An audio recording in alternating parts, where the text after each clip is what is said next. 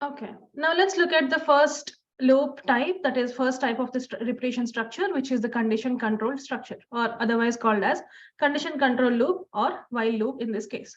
So while loop will execute only if the condition is true. So while the condition is true, do something. So first it will check the condition if it is true or false. If the condition is true, it will execute, or it will execute the statements underneath that while block.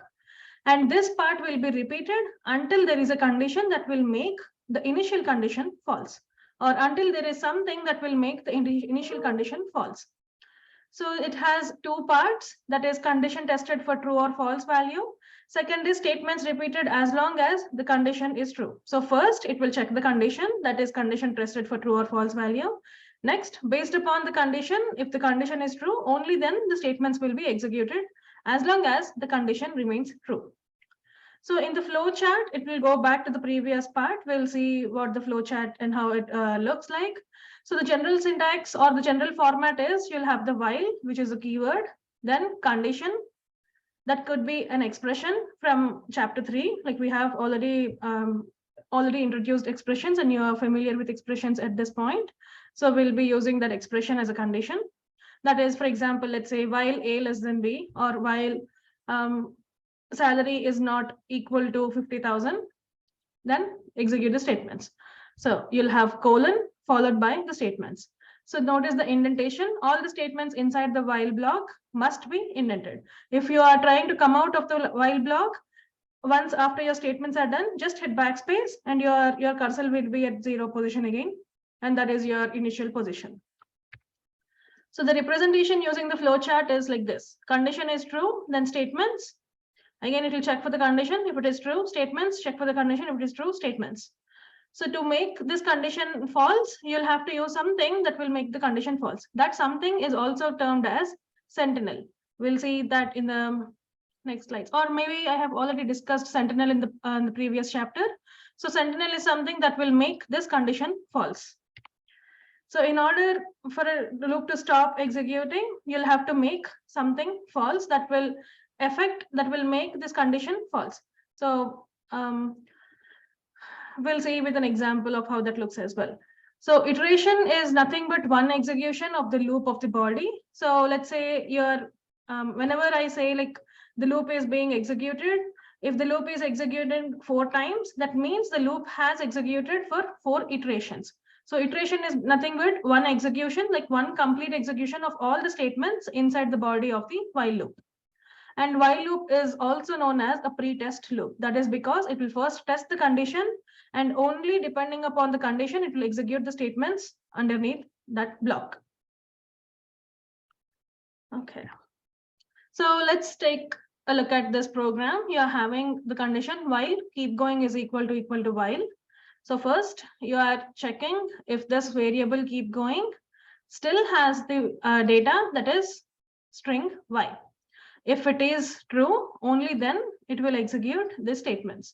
So this was from the previous repetition structure video, where you have seen that you are getting the data from the user, that is sales and commission rate. You are calculating the commission. So let's say there are 5 people and 5 persons or 5 users who are entering their information.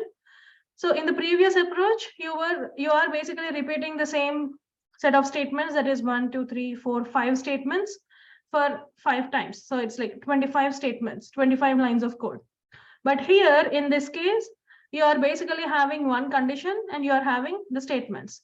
So let's say first condition is keep going is equal to y, and you are basically asking the user, do you want to calculate another commission? And if the user enters y, only then this loop will be executed. So if the user enters anything other than y, then this condition will be false, right? So let's say the user has entered no or n or just enter or anything which is not equal to y. That will make this condition false, so that you're just coming out of the loop. So you are not getting an infinite loop here because you are using keep going as a sentinel, which makes the initial condition false. I hope this is clear. So let me just repeat it one more time. So when this program is executing, it will first check for keep going is equal to y. If that is Y, you are getting the sales data, commission rate, you're calculating the commission, printing the commission. So once you have printed the commission for, let's say, user 1, and as I've mentioned, let's assume that there are 5 users in total. So next thing is you're asking the program, or you're asking the first user, like, do you want to calculate another commission? As we have 4 more people in the pipeline, the user might enter yes or Y in this case. So as the keep going variable is still assigned to Y, the loop will just check again. And as the keep going is Y, this condition is true, it will take the data for the second person, execute. Same thing after the second person's commission has been printed, it will ask the user again. So do you want to continue? And if the user enters Y, then keep going will be assigned to Y. And as this condition is true, the loop is executed, or there has been one more iteration of the loop. So when the fourth iteration is done, or when the fifth iteration is done, which is our final count, we have 5 users. So when the fifth iteration is done, and when this statement is displayed on the prompt, like, do you want to calculate another commission? As it is a no, as we are done with the number of users, the user might enter, let's say, from this information, you have enter Y for yes. So it could be N for no, right? So the user might just enter N or no or anything other than Y. So that makes this variable not equal to Y. So that makes this condition false. So while keep going is not equal to Y anymore, this statement is false, like this condition is false. So that is the reason this loop will not execute. So you are coming out of the program, and let's say there are other statements in the program, those statements will be executed. I hope this is clear. So first you are starting the program. Next, you'll have to assign the Y, keep going to Y. Also in this, as like, let's say you have not assigned keep going variable to Y prior to this condition or prior to this statement, you will be getting a name error, right? Because keep going is a variable that has not been defined before. So prior to this statement, your program should have keep going is equal to quote Y. That is basically you are assigning Y as your data to the variable keep going. Next line, you are checking if that keep going is still Y. So you're checking if keep going is still Y. Then if it is true, you are prompting the information, getting the information.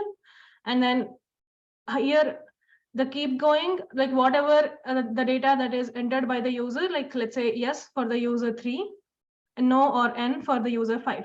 That data will be assigned to the variable keep going.